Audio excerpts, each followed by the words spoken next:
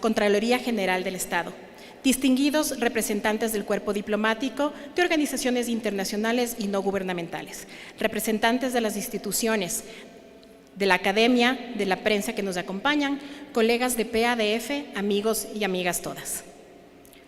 Para iniciar el evento, invito a las palabras de bienvenida a cargo de Darby Parliament, subdirector de la Oficina de Asuntos Antinarcóticos y Aplicación de la Ley de la Embajada de Estados Unidos.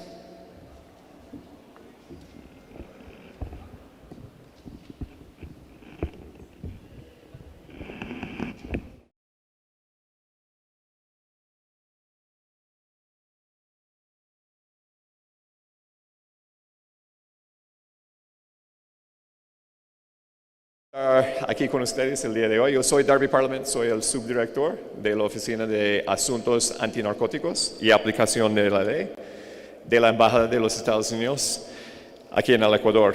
Y bueno, un fraterno saludo al doctor Iván Saquicela, presidente del Corte Nacional de Justicia, al secretario de Seguridad, Wagner Bravo, a todos los invitados y invitadas de varias instituciones que están representados aquí el día de hoy. Permítanme agradecer a la Iniciativa Global contra el Crimen Organizado y a la Fundación Panamericana de Desarrollo, Marcela, buenos días, por poner en el debate la necesidad de contar con información para tomar las mejores decisiones en el combate al crimen organizado. El crimen organizado no es un fenómeno estático, se adapta, evoluciona y se reinventa continuamente, explotando vulnerabilidades y capitalizando oportunidades emergentes. Ante tal camaleónica amenaza, nos enfrentamos a la imperante necesidad de ser más ágiles, más innovadoras y sobre todo más organizados y coordinados en nuestra respuesta. En este mundo contemporáneo, marcado por un entorno digitalizado, la gestión de datos emerge como un factor clave en el combate contra el crimen organizado. Al ahondar en la importancia de los datos y la información precisa en este contexto, entendemos que son pilares indiscutibles para el diseño, ejecución e evaluación de políticas criminales efectivas y adaptivas. Cuando hablamos del crimen organizado, nos referimos a un fenómeno multifacético y en constante evolución que se manifiesta de formas diversas en cada región y en cada país. Por ello, la creación de un índice que permite caracterizar este fenómeno es crucial. Un índice así brinda una representación cuantitativa del crimen organizado, facilitando la comparación entre regiones y países y revelando patrones, tendencias y áreas de concentración. Establecer un diagnóstico correcto es, sin duda, el primer paso hacia una solución efectiva. Para construir dicho diagnóstico, la información precisa y actualizada es imperativa. La exactitud en los datos recopilados y analizados proporciona una visión clara del estado actual del crimen organizado, ofreciendo un panorama integral de su naturaleza, alcance y modus operandi. Asimismo, los datos actúan como indicadores de desempeño y efectividad, permitiendo una evaluación continua de los resultados de las políticas implementadas. Esta evaluación constante es vital para ajustar enfoques, reformar estrategias y mejorar prácticas, con el fin de mantenerse un paso adelante del crimen organizado, que continuamente se adapta y evoluciona.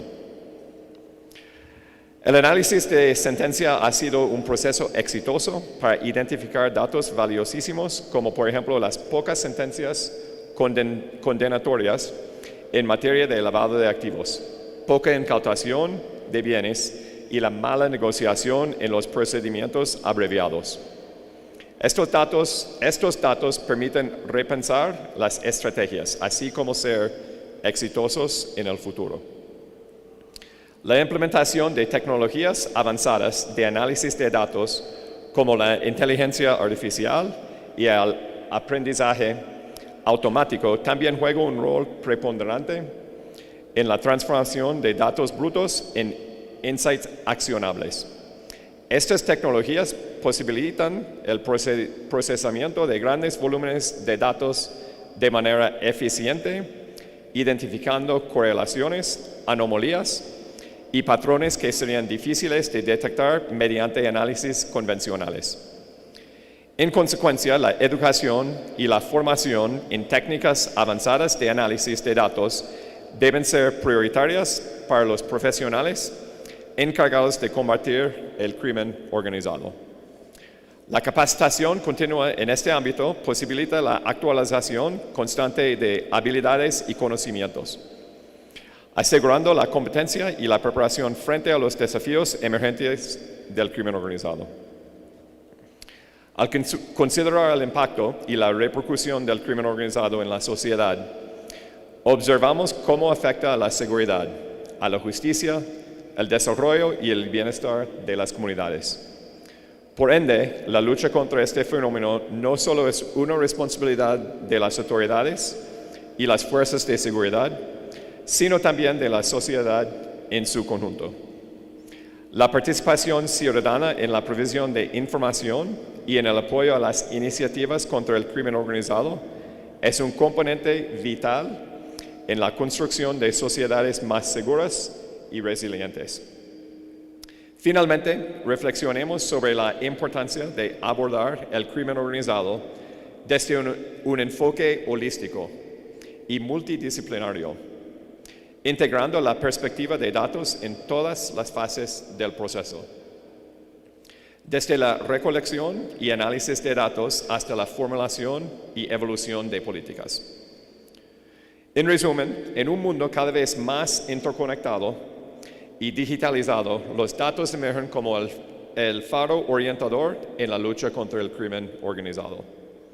La creación de índices y el análisis de sentencias son aspectos claves en nuestra misión compartida de comprender, combatir y erradicar el crimen organizado, construyendo un futuro más justo, seguro y próspero para todos.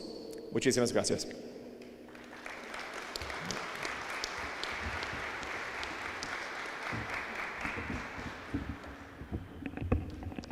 Agradecemos las palabras de Darby Parliament y damos paso a las palabras de bienvenida a cargo de Marcela Bueno, directora país de la Fundación Panamericana para el Desarrollo.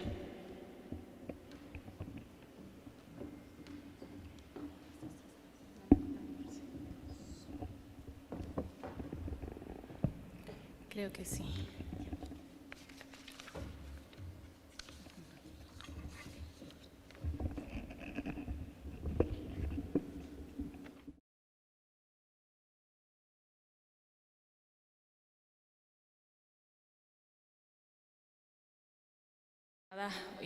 Muchas gracias, distinguidas autoridades, por acompañarnos esta mañana.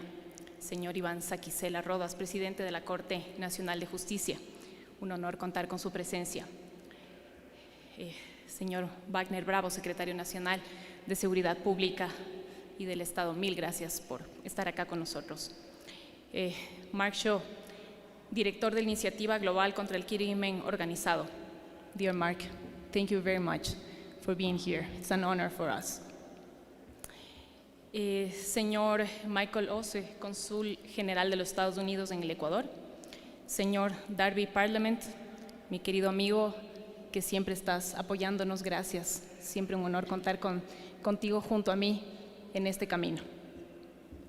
Y pues en general a todas las altas autoridades del Consejo de la Judicatura, de la Fiscalía, la Policía, UAFE y Contraloría General del Estado, que nos honran con su presencia en esta mañana.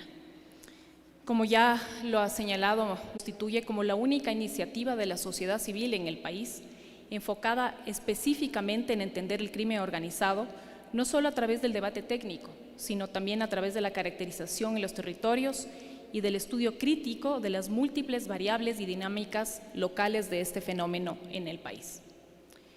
Los insumos que se producen desde el mismo son claves para la concepción de políticas públicas, para la creación de capacidades en las instituciones del Estado y para la sensibilización de la problemática entre los medios de comunicación y también y sobre todo desde la sociedad civil.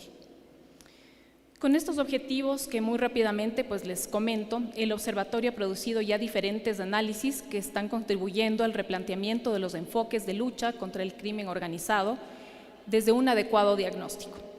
Además, una evaluación de tendencias y sobre todo recomendaciones de carácter estrictamente técnico. Les puedo dar algunos ejemplos principales de los hallazgos de estos productos, pero no quiero adentrarme mucho porque nuestros colegas que son los expertos en la temática van a hablar al respecto, pero sí quiero mencionarles que en 4 años solamente se han emitido 12 condenas por lavado de activos, es decir, un promedio de 3 condenas por año, siendo uno de los promedios más bajos de la América Latina. Quiero mencionar además que solo 1 de cada 10 investigaciones en lavado de activos ha derivado entonces de una sentencia condenatoria. Y tristemente, los homicidios a jóvenes de entre 15 y 19 años han aumentado en un 500%. Different topics to create an evidence-based data, as my colleague Darby had said, to respond to the issue of organized crime, to advocate, to understand, to plan ahead. And I think this is key to the meeting that we are holding this morning. And at the GTOC, we try very hard to focus on the importance of research and analysis on data to inform decision-making at a strategic level, to base that on evidence and to push forward recommendations. And we rely very heavily on civil society, academics, independent thinkers. And the issue for us is very much that civil society has a key role to play in partnership with government. And I pay testimony to the many civil society activists that work with us. Many have been targeted, several have been killed. This is a very, very important area of work and often very dangerous, as you yourselves are aware. And in GTOC, we understand organized crime as a complex ecosystem with complex interactions between the illegal and legal sectors, between legal and illegal markets and actors, that crosses borders and that requires strong and continuous cooperation and monitoring. And the index is an attempt to achieve this. The index is a major undertaking, and I again want to thank the government of the United States, INL, who has funded the first round of the index, funded the second round of the index, and is funding the third round of the index, which begins in production now. To produce the index takes 2 years, with a team of people, as I will explain later, who work incredibly hard to understand changing organized crime dynamics across the country. And we are very, very grateful for the support and foresight of the United States in supporting that process.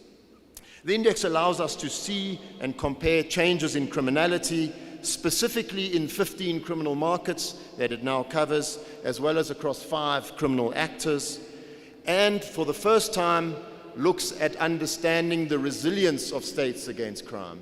And resilience is not only a feature of the strength of criminal justice systems, but a feature of democratic institutions, of journalists, of civil society activists, of educational institutions and others. And as you will see later, we will present the results to you for the Global Index for 2023. And we've chosen, and I have chosen Ecuador to present the index precisely because Ecuador has declined in the index results, quite dramatically actually. The index shows that the position of Ecuador, both in relation to crime but also in relation to resilience, has got worse. And it's interesting to interrogate the data and understand why that it has occurred. And in our way of thinking, it's important to talk about these issues, to raise awareness of them, to discuss them, and to talk about solutions. It's vital to study them, to analyze them, to bring people together to talk solutions, as I have said, and to base that on evidence. I hope that you will visit the website, which will provide, it's just come up now, which will provide the details of the latest round of the index data.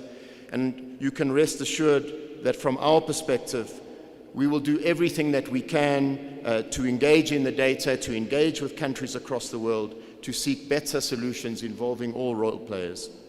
Let me conclude again to say how privileged and honored I feel to be part of the discussions here in Ecuador today. Thank you very much for the invitation.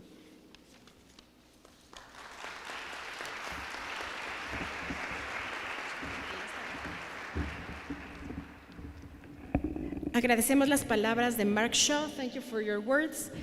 Por favor, y les invitamos, Marcela y Darby, si pueden tomar asiento, por favor, para iniciar con la primera presentación del Índice Global de Crimen Organizado, capítulo Región Andina.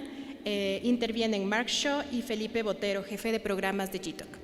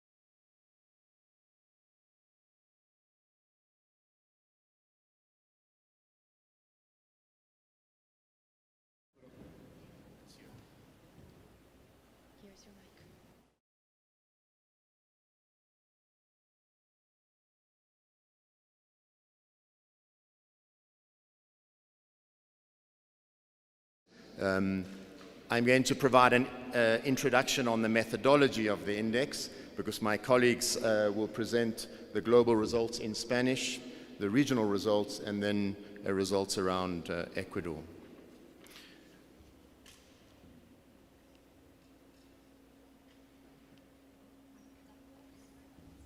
Down.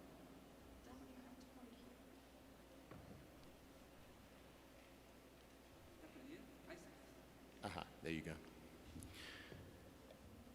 The index first came about as a tool for assessing organized crime in Africa. And indeed, I'm from South Africa, and a lot of the genesis for the index came from a discussion amongst African experts about how to measure organized crime and its change. Organized crime began to change very dramatically from the late 1990s, not only in my country, but in many other countries in Africa. And the first index covered 2018. We then expanded the index to cover all member states of the UN with US support, as I have said, and we have now done the second round. These are the covers of the different results that we have presented over time. This year marks a very important point because based on comments that we received from users around the world, literally thousands of people accessed the data online, we sought to improve the index further. And what we did was add additional criminal markets. So we had begun with 10 criminal markets and we added another 5. I'll go through them now. And we added an additional criminal actor. If you can see on the screen, we have 5 criminal actors, mafia-style groups, criminal networks, state-embedded actors, foreign actors, and a new group, private sector actors. And then we have a range of markets. I'll go through those: human trafficking, human smuggling, extortion and protection racketeering, a new market, arms trafficking, counterfeit goods, illicit trade of excise consumer goods, so quite a complicated area,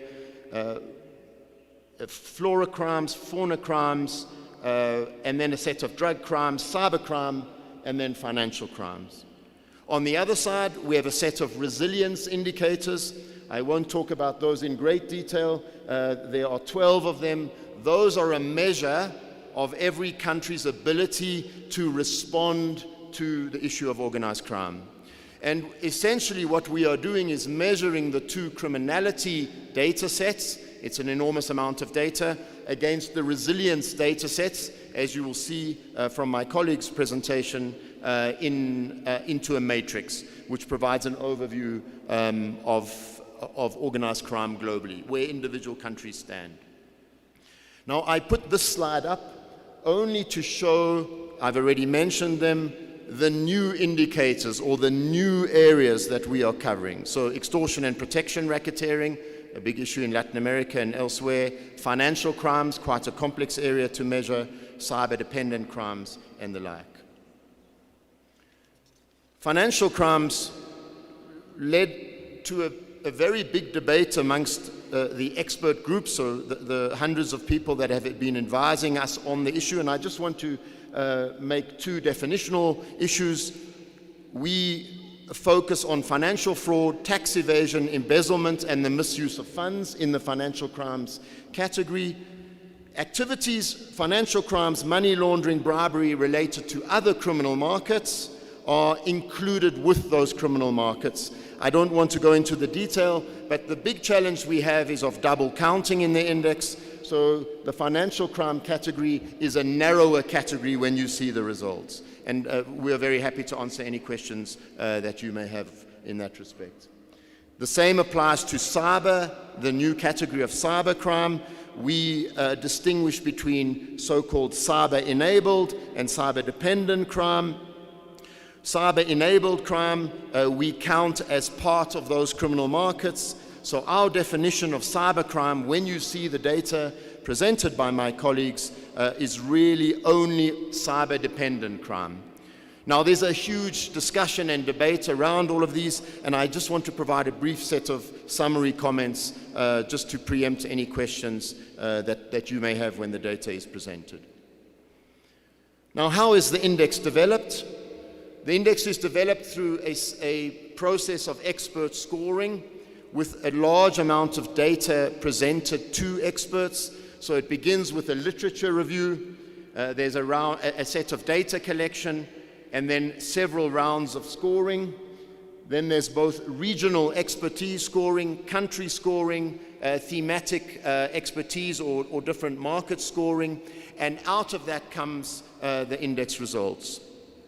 Over 6,000 indicators are scored, 8,000 hours of initial research was conducted, well over 20 meetings, and over 400 experts have been drawn upon. One point to make about the index is that the data is very, very stable. And when I say the data is stable, if, for example, the cocaine score for Ecuador moves slightly, the position of Ecuador on the matrix barely moves. So for countries that move a lot in the index, as you will see, that includes my own country, it means that there are multiple changes across a number of the indices. And that's a very stable methodology in our view. It's quite difficult to move a country without quite dramatic changes in that country's circumstance. Final slide, the scoring methodology. We score with experts. When you look on the website, you can see the individual scores by market and by resilience. We score in a set of 10 with a set of thresholds. There's very detailed guidance about how scores are conducted, and a 8, 9, or 10 means a market is very serious. It's a measure of the impact of the market. The scoring thresholds for resilience, I hope you can read them. I won't go through them in great detail. An 8, 9, or 10 means very high resilience. So just to repeat, when you see the data, high scores in the criminal market segment mean that those markets are serious and cause harm. High scores on the resilience side mean that that country in that area has a high level of resilience. I'll conclude with the methodology there. We are very, very happy to answer any questions on the methodology. The methodology is available in detail on the website, should you be interested. But to emphasize that it's an enormous amount of work to come to the position where we are today, releasing the data. And with that, I'll hand over to my colleagues.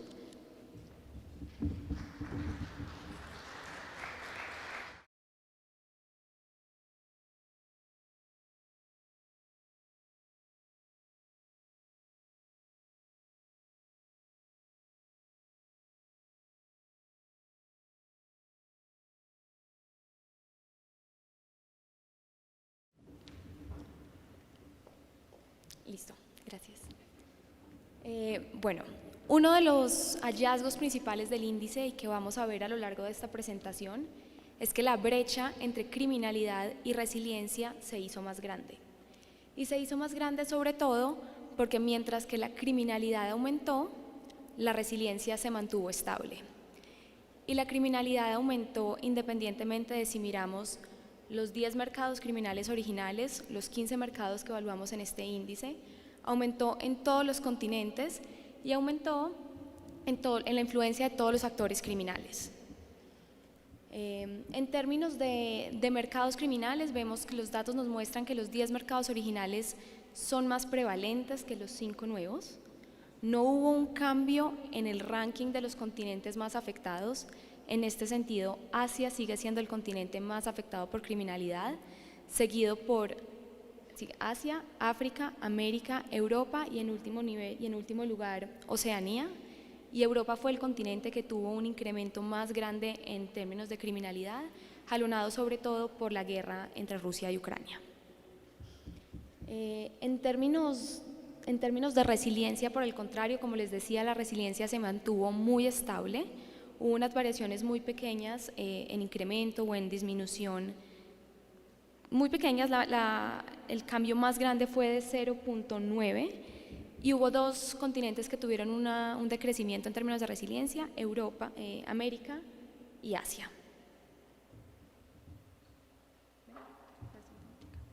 ¿Me presenta América? América.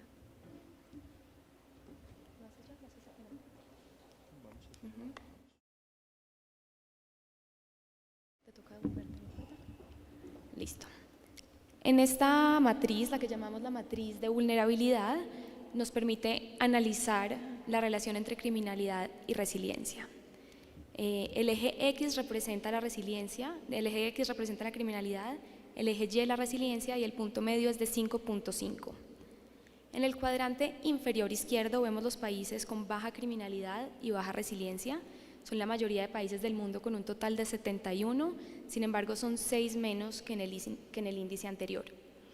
Inmediatamente al lado, en el cuadrante inferior derecho, tenemos los países de alta criminalidad y baja resiliencia. Este es, por supuesto, el cuadrante con una situación como más grave, más complicada, y tenemos 6 países más que en el índice anterior.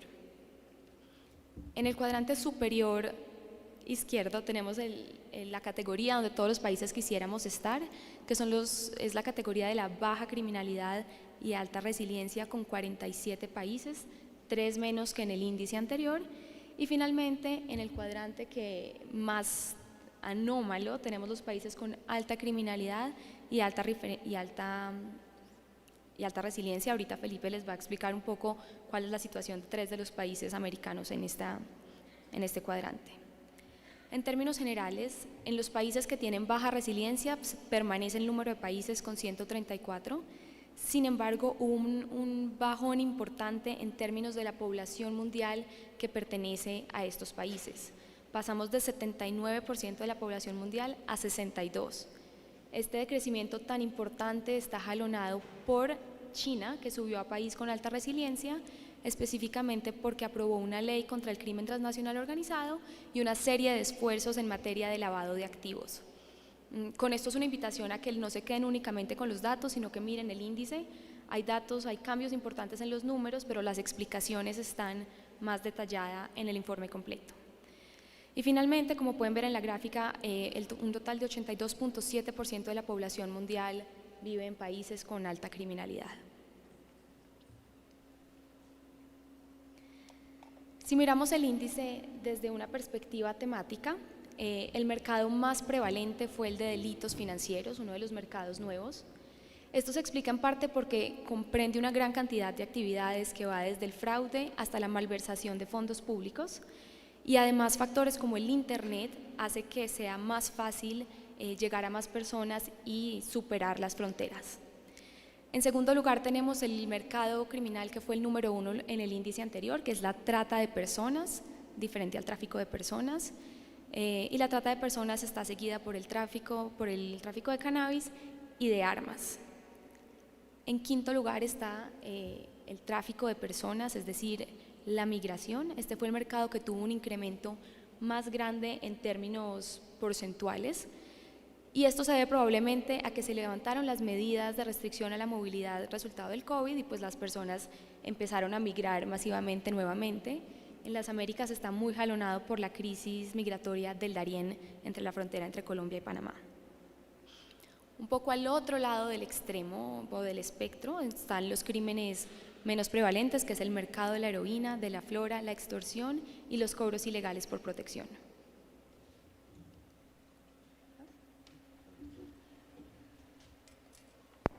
Vamos a tratar de hacer esto un poco a dos voces. Conforme vamos presentando los resultados globales, vamos a ir presentando un poco también los resultados de América como continente para finalmente terminar en los resultados de Ecuador. Y si bien a nivel global los nuevos mercados fueron muy trascendentales o fue el mercado más prevalente, en América Latina hay varios mensajes que son un poco preocupantes. El primero que quisiéramos contarles es que hubo un deterioro en todos los mercados criminales en nuestro continente. ¿Qué quiere decir esto? Que todos los mercados criminales que medimos, los viejos y los nuevos, para el caso de los viejos que ya habíamos medido en el crimen, en la versión anterior del índice, aumentaron. Y la situación de América llega al punto en el que 11 de los 15 mercados globales, perdón, de los 15 mercados criminales que estamos midiendo, alguna de las subregiones de América Latina está en el top 3 a nivel global. Un ejemplo de esto es, por ejemplo, la extorsión, que es, digamos, el mercado criminal que más afecta a Centroamérica en este momento. Entonces, si cogiéramos los 15 mercados y sacáramos un top 3 de los países del mundo, o de las regiones o las subregiones del mundo, las subregiones de América Latina están en el top 3 para 12 de los 15 mercados. Para nosotros, en América Latina, el mercado más prevalente es el de las drogas. Para el caso de Sudamérica es especialmente el mercado de la cocaína. Y esto está muy relacionado un poco por la relación de 3 países fronterizos, Colombia, Ecuador y Perú, que están un poco jalonando o haciendo mucho más prevalente este ejercicio. Cuando nosotros hablamos del mercado de la cocaína, hablamos de todas las cadenas, de todos los eslabones de la cadena productiva, no solamente de la producción, sino también de los puntos de tránsito, pero también de la distribución a nivel y del consumo a nivel de ciudades. Si analizamos el tema de las drogas, para el caso de Norteamérica, el mercado de drogas más prevalente es el de las drogas sintéticas. Creo que todos hemos escuchado el impacto que está teniendo la crisis del fentanilo en Norteamérica, y esto claramente ha generado un impulso o un escalamiento en materia de drogas. El segundo tipo de mercado criminal que es más prevalente en nuestro continente y en nuestra región son los delitos contra el medio ambiente o los delitos que afectan el medio ambiente. Y estos están muy marcados por la situación en Sudamérica relacionada con la extracción de oro. Una problemática también muy compartida por los distintos países de la cuenca amazónica, pero también de la región andina. Y finalmente vale la pena llamar la atención en los nuevos mercados que incluimos. Estados Unidos aparece, bueno, Norteamérica realmente, no Estados Unidos, sino Norteamérica como región aparece como la número 1 a nivel global en materia de delitos ciberdependientes. Mientras que en Centroamérica, el mayor mercado criminal, que ya lo mencioné, es la extorsión, y curiosamente para Sudamérica, además del mercado de las drogas, dentro de los nuevos mercados somos el segundo o la segunda subregión a nivel global con más incidencia en productos falsificados, que es también digamos, una tendencia que podemos ver tanto a nivel de todos los países de América Latina. Y de manera muy similar a los resultados globales, los mercados de la heroína y de la flora son los menos prevalentes en nuestra región, seguidos de la heroína.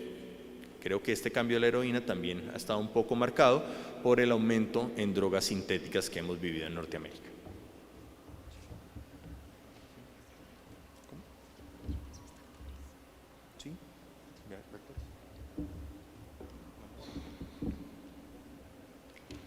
Listo. En términos de actores a nivel global, como les dije en un inicio, hubo un incremento en todos los actores, tanto a nivel global como en las Américas. Ya Felipe va a entrar un poco más en esto, y se mantuvo la tendencia con respecto al índice pasado, teniendo los actores integrados al Estado como el actor criminal más prevalente del mundo.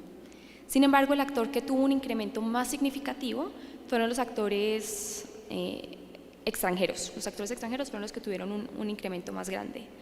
Por el contrario, a nivel global, los actores criminales tipo mafia siguen siendo los actores menos grandes a nivel global. y están muy por debajo de la media, además. La diferencia es de 5.19 a nivel, como en términos generales, mientras que los de la mafia son 4. Eso es en América, perdón. ¿Hablas? Para el caso de las Américas también hay como unos mensajes importantes que quisiéramos compartirles. El primero es que, con excepción de los actores del sector privado, que no fueron medidos en nuestra versión anterior, en nuestro continente todos los tipos de actores criminales tuvieron un aumento.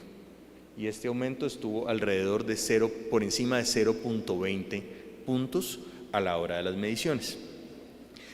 Lo segundo es que las redes criminales son el tipo de actor criminal que más aumentó en el continente. Y esto movilizó mucho el continente, sobre todo por los cambios que tuvieron países como México, Colombia y Perú.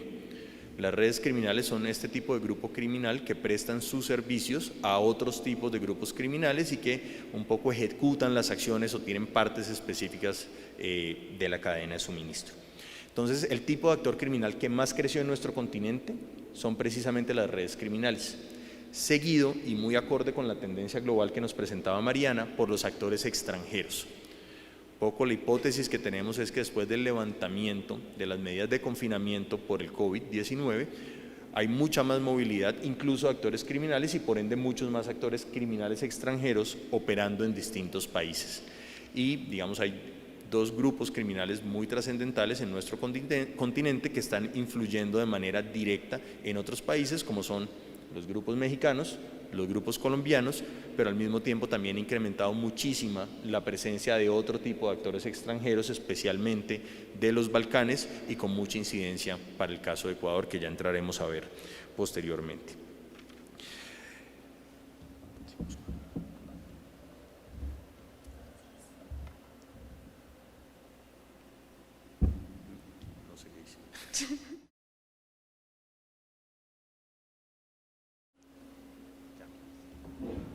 Listo. Y como este índice no solamente mide la criminalidad, sino que también queremos medir la resiliencia frente al crimen organizado, nos parece importante hacer pues una precisión en cómo estamos en resiliencia. Como les dije al principio, en términos generales, seguimos en un nivel muy estable en comparación con el último índice. El bloque o el indicador que tiene un mayor puntaje es el de la cooperación internacional entre los estados. Esto se mantiene igual que en el índice pasado. Esto está seguido por los indicadores de políticas y leyes nacionales, por la integridad territorial y por los temas de seguridad. En términos generales, es una resiliencia muy impulsada por el lado más ejecutivo y como más fuerte del Estado. Por el contrario, en el espectro más bajo tenemos el tema de transparencia y de apoyo a víctimas y a testigos. En esto también se mantuvo la tendencia con respecto al índice pasado. Esto entonces nos muestra que seguimos siendo muy dependientes en términos de resiliencia frente al crimen de las acciones más del Ejecutivo, más fuertes, más tradicionales, mientras que el espacio para actores no estatales, para la sociedad civil que hace frente al crimen organizado, se ha achiquitado. Ha sido como uno de los indicadores que más ha sido afectados entre estos dos índices. Perfecto. Y para el caso de América Latina, especialmente del continente americano, la resiliencia disminuye en casi un punto, lo cual es, digamos, bastante diciente, y en 10 de los 12 indicadores que medimos tenemos una disminución si comparamos con el índice inmediatamente anterior. Lo que más disminuyó a nivel de nuestro continente es lo que se entiende como la capacidad de los cuerpos de seguridad, y esto puede verse como por la capacidad efectiva de las fuerzas de la ley y el orden de operar, pero también por la percepción que tiene la ciudadanía de las distintas fuerzas de seguridad. Esto, sin duda alguna, teniendo mucho impacto de lo que está ocurriendo hoy en día en Centroamérica. Y muy en la misma lógica de lo que ocurre a nivel global, uno de los únicos indicadores donde se muestra una mejora en nuestro continente es especialmente en la cooperación internacional.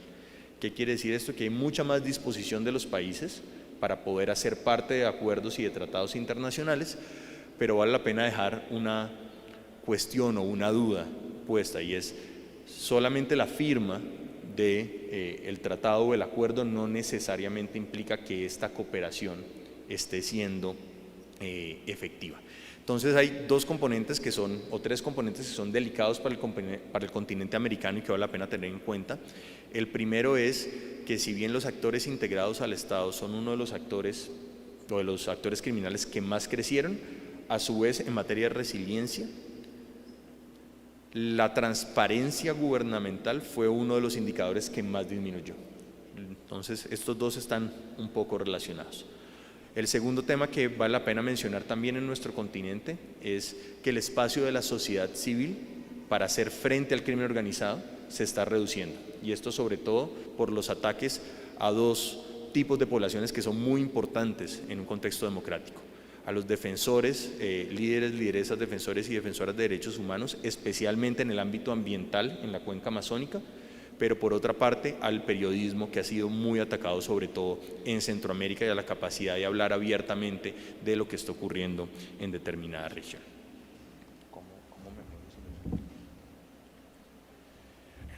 Y para que finalicemos un poco este ejercicio de resultados, voy a entrar a hablar un poco de los resultados de Ecuador.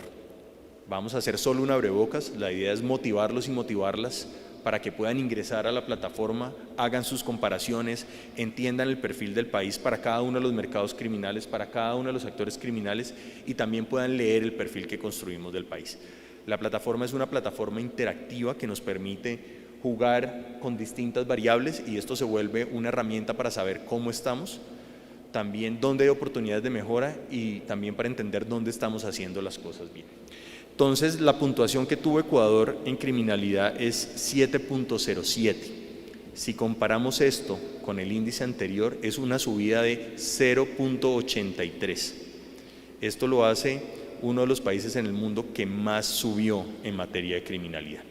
A nivel de nuestra región, comparte un poco la situación que está ocurriendo con países como Paraguay y como Guyana. De hecho, el que más aumentó fue Guyana, pero para que tengamos una referencia, Guyana aumentó 0.87, Ecuador aumentó en 0.83.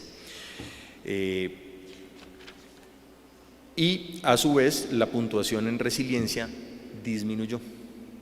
Entonces no solamente tuvimos un aumento en la criminalidad en el país, sino también una disminución en la resiliencia, una disminución que está alrededor de 0.69, si no me equivoco, y ya les confirmo ese dato exactamente. ¿Qué factores hicieron esta subida de Ecuador?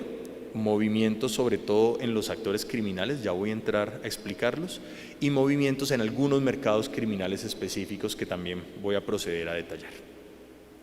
Entonces, esta es la comparación que podemos ver de Ecuador frente al año anterior, ante la versión anterior del índice.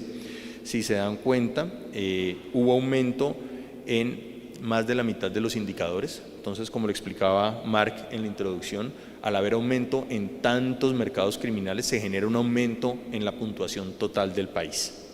¿Qué actores o qué mercados son fundamentales para entender? Por una parte, en materia de drogas, hay mucha incidencia, por supuesto, del mercado de la cocaína, y esto ha estado muy marcado también por la incidencia de la violencia.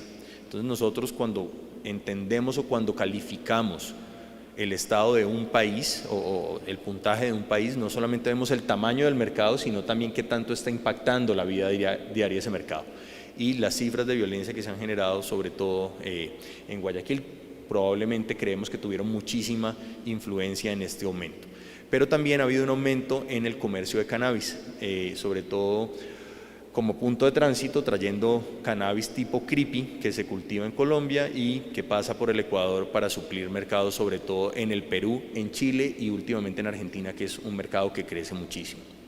Por otra parte, hubo un aumento importante en los mercados ambientales o en los delitos que impactan el medio ambiente, muy asociados a la minería de oro, que, pues, como les decíamos, hace parte de una tendencia que estamos viendo en todos los países de la cuenca amazónica y países de la región andina. Y finalmente, un poco asociado sobre todo al fenómeno de los mercados de las drogas, hubo un aumento muy importante en el tráfico de armas, y este aumento se da aparentemente o presuntamente también por la relación con actores extranjeros, quienes están pagando con armas para poder asegurar las distintas disputas que se están dando y por ende la oleada de violencia que ha vivido el país en los últimos años y que Marcela muy bien nos contaba en la introducción. Entonces, estos tres mercados, que si los vemos, el comercio de cocaína y el comercio de cannabis aumentaron en 1.5, que es un aumento bastante importante, y los delitos ambientales que aumentaron cada uno en uno fueron los que principalmente movieron la puntuación de criminalidad de Ecuador. Ahora en actores criminales. Este fue de los dos temas que nosotros medimos en el indicador probablemente el que tuvo más cambios. Con excepción de actores del Estado, que ya lo habíamos hablado, todos los tipos de actores criminales aumentaron en el país. El mayor aumento se dio en las redes criminales, y estas redes criminales es un poco el perfeccionamiento de las pandillas que ya operaban en Ecuador y que en sus relaciones con grupos extranjeros han venido fortaleciéndose, y esto sin duda alguna fue considerado por los expertos y en las revisiones. El segundo tipo de actor que más aumentó son los grupos de tipo mafioso, y esto va muy relacionado con lo que les acabo de contar. Si tenemos un aumento en las redes criminales, estas redes se van fortaleciendo y al fortalecerse incluso pueden convertirse en grupos de tipo mafioso. Por supuesto, Ecuador ya tenía un puntaje muy alto por la presencia de actores extranjeros. Este puntaje además aumentó, como aumentó la de actores integrados al Estado, que hace parte de una tendencia que no es solamente regional, sino global y digamos muy representativa. Con esto, Ecuador hace un movimiento en el ranking y queda o sube o entra al top 10 de los países con mayor puntuación de criminalidad a nivel global, que Mariana lo mencionó ahorita. De este grupo hacen parte 3 países de Sudamérica, Colombia en el número 2, Paraguay que queda en el número 4, México que no es Sudamérica, México queda en el número 4, Paraguay y Ecuador llega al número 10 del ranking mundial en este momento. Frente a la resiliencia tuvo una disminución y tuvo una disminución en casi todas las variables, con excepción del apoyo a testigos y víctimas, que es un poco contraintuitivo porque si bien en el resto del mundo esto es uno de los indicadores que disminuye, en Ecuador se fortaleció y aparece mejor calificado. Con excepción de esto, todos los mercados disminuyen y esto jala o nos lleva a una disminución en la resiliencia de 0.83, que tiene sin duda algún impacto a nivel global, porque tenemos un aumento en la criminalidad y una disminución en la resiliencia, entonces esto hace que se aumente esta brecha, que es un poco uno de los mayores escenarios de riesgo para un país.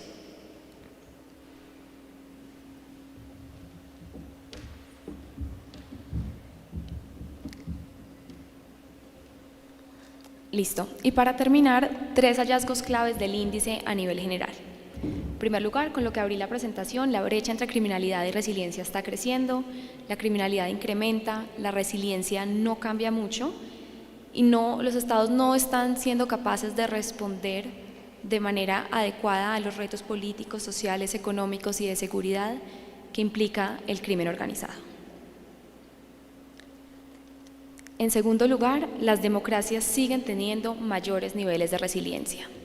Entonces, si nosotros comparamos los países que están clasificados como democracias plenas y de ahí nos vamos yendo hasta los países que están clasificados como autoritarios, vemos que la mayor resiliencia se concentra en los países que tienen democracias plenas. Eso está ligado al Estado de Derecho, a la separación de poderes, a la participación activa de las personas que de alguna manera las democracias garantizan a sus ciudadanos.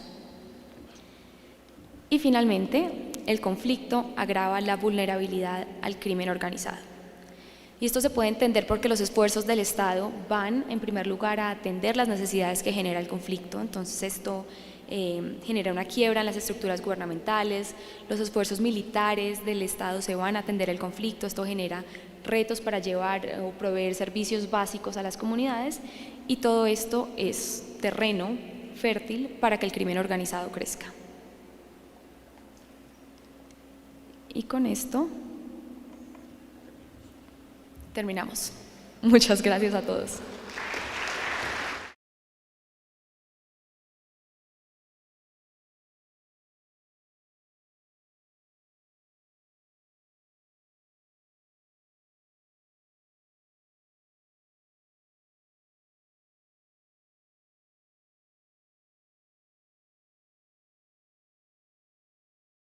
Josué Abad y Javier Tayupanta van a pasar con una hoja receptándolas, por favor.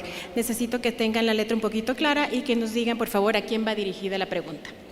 Ahora damos paso a la intervención de Renato Rivera, encargado de la presentación Hallazgos del estudio de caracterización del crimen organizado en Ecuador.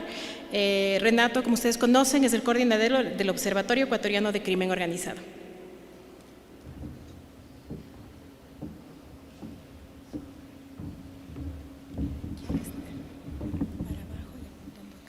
Ya.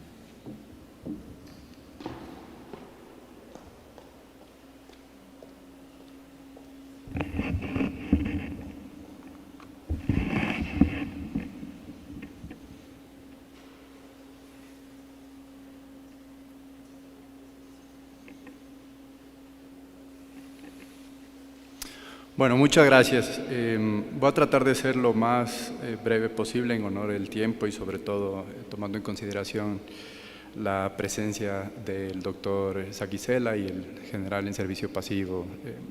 Por la participación voy a tratar de ser lo más breve posible. A continuación les voy a presentar un ejercicio que realizamos desde el Observatorio Ecuatoriano de Crimen Organizado del periodo de abril de 2023 a febrero, abril del 2022 a febrero del 2023, que tenía como objetivo identificar y caracterizar las diferentes manifestaciones del crimen organizado, sus conexiones con el crimen organizado transnacional, que les diría anticipadamente fue muy difícil entablar esas conexiones. Hay mucha resistencia de parte de quienes fueron entrevistados. ¿Estoy muy lejos? Ok, mucha resistencia de las personas con las que nosotros tuvimos las conversaciones, el levantamiento de entrevistas y también da cuenta de ese temor y de la resistencia también que se ve más allá de las lógicas tradicionales que vivimos desde Quito. La discusión va a estar diferenciada en tres partes. La primera, un pequeño objetivo, les voy a dar el objetivo de que nosotros nos planteamos en el informe, la metodología netamente cualitativa que utilizamos para el levantamiento de la información, los principales hallazgos que hicimos por delito y algunas recomendaciones de política pública que nosotros vemos que son claves y que sobre todo partieron de la misma motivación de los actores, de las mismas instituciones, de los representantes de sus instituciones en las diversas provincias, que creemos que podrían ser aplicados acá en Quito. Este código QR les da acceso a la publicación directamente si ustedes desean acceder, y si no, en nuestra página web, también en la sección de publicaciones, podrán encontrar el informe de caracterización de crimen organizado. Caracterización del crimen organizado en Ecuador. El Observatorio Ecuatoriano de Crimen Organizado llevó a cabo talleres interactivos y participativos en diferentes ciudades, con más de 100 representantes del Estado ecuatoriano y sociedad civil con el objetivo de caracterizar las principales expresiones del crimen organizado en el Ecuador. Mediante entrevistas grupales, los talleres identificaron que las principales expresiones de crimen organizado son narcotráfico, corrupción, lavado de activos, tráfico ilícito de armas de fuego. En términos generales, los talleres resaltan el crecimiento exponencial de la cadena de valor del narcotráfico en el país durante el último año, sumado a una percepción de que la corrupción en todos los niveles promueve un mecanismo de impunidad, favoreciendo las economías ilícitas y una violencia generalizada por parte del crimen organizado en el país. ¿Quieres acceder al informe de caracterización del crimen organizado en el Ecuador? Ingresa a nuestro sitio web.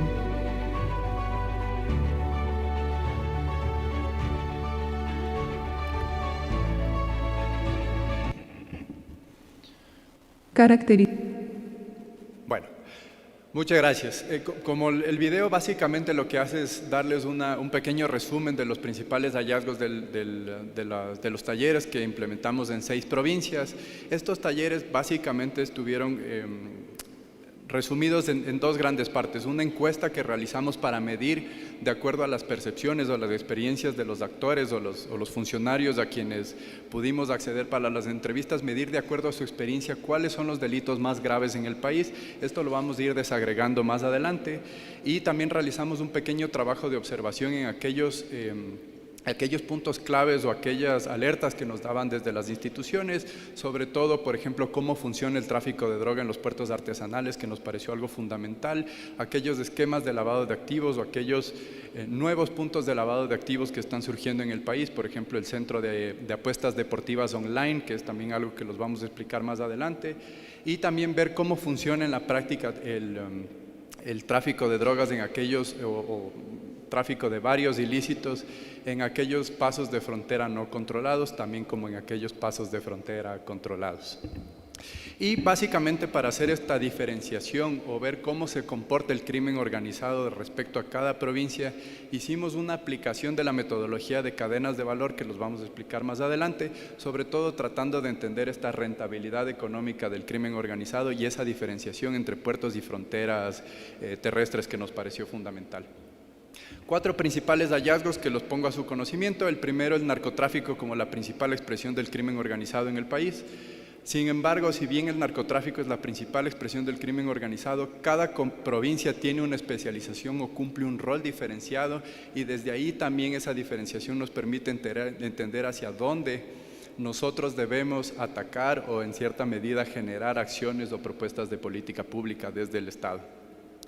En segundo lugar, la percepción o las experiencias que tienen los mismos funcionarios de la corrupción como un medio que habilita el crimen organizado. Principalmente nos alertaban sobre la corrupción de funcionarios policiales, de fiscales, de gobiernos autónomos descentralizados que van cobrando un rol cada vez más importante en la cadena de valor del narcotráfico, que también los vamos a exponer a continuación. En tercer lugar, como les decía, hay una nueva concentración o hay una migración de las formas o métodos de lavado de activos en el país. Si bien sabemos que el lavado de activos se mueve a través de la construcción, de compraventa de inmuebles, de compraventa de vehículos, vemos sobre todo, o al menos las experiencias que pudimos recabar en campo, veíamos que hay nuevos métodos de lavado de activos, sobre todo en la compra de farmacias, y esto tiene una relación bastante importante con la pandemia desde el 2020, sobre todo el lavado de activos también en cooperativas de ahorro y crédito, esto fundamentalmente en ciertas ciudades de la costa, que también genera una alerta adicional, por ejemplo, para la UAFE, sobre cuál es el nivel de articulación que tienen con este tipo de cooperativas. Y finalmente, la imperceptibilidad sobre el tráfico de armas. Nosotros hablamos del tráfico de armas como algo imperceptible. Ustedes veían en el índice que nos mostraba Felipe y Mariana, el tráfico de armas es uno de los índices es uno de los mercados con mayor valor en el Ecuador. Sin embargo, al momento de hacer estas entrevistas, estas encuestas, el tráfico de armas no tiene esa representación que se mostró en el índice, y es importante entender qué es lo que está pasando, sobre todo al partir de la premisa que 8 de cada 10 homicidios en el país son con tráfico de armas, y eso nos genera también una alerta adicional sobre este mercado que está pasando como algo invisible dentro de los actores que están en las diversas provincias. Como les mencionaba, hicimos una pequeña encuesta para básicamente medir cuáles son las principales expresiones de delincuencia organizada en el país. Hicimos estas encuestas a 116 funcionarios públicos en 6 provincias, más encuestas adicionales en las Islas Galápagos, que nos pareció fundamental, sobre todo para entender el rol de las Galápagos como un espacio geográfico que provee combustibles, pero también como un punto fundamental para el tráfico de drogas hacia Centroamérica y Estados Unidos. Básicamente el narcotráfico ocupó la mayor atención con el 23% de los resultados, seguido del lavado de activos, que esto también los vamos a detallar más adelante, la corrupción o las diferentes manifestaciones de la corrupción con el 16%, el tráfico de armas en cuarto lugar con el 10% y el tráfico de hidrocarburos con el 9%. También, como ven, la extorsión ha ido cobrando muchísima fuerza en el último año en el Ecuador. Sin embargo, en las provincias donde nosotros hicimos este análisis o este muestreo, estas encuestas, en ese momento no tenían la importancia que se ha visto, sobre todo la difusión que se ha dado en los medios de comunicación por el crecimiento de las cifras que maneja la Policía Nacional. Y esto se da fundamentalmente en que no todas las provincias tienen este comportamiento, la extorsión se maneja de la misma forma. Por ejemplo, en Sucumbíos la extorsión no es un problema fundamental porque hay otras dinámicas propias de la provincia que no hacen que la extorsión sea tan visible, por ejemplo el tráfico de armas. Al hacer una relación, por ejemplo, para entender qué tipo de actores o qué organizaciones criminales operan en cada una de las provincias, les mencionaba que hay mucha resistencia y mucho miedo de los funcionarios públicos para hablar libremente de quiénes son quienes están detrás de las operaciones o de estas actividades del crimen organizado.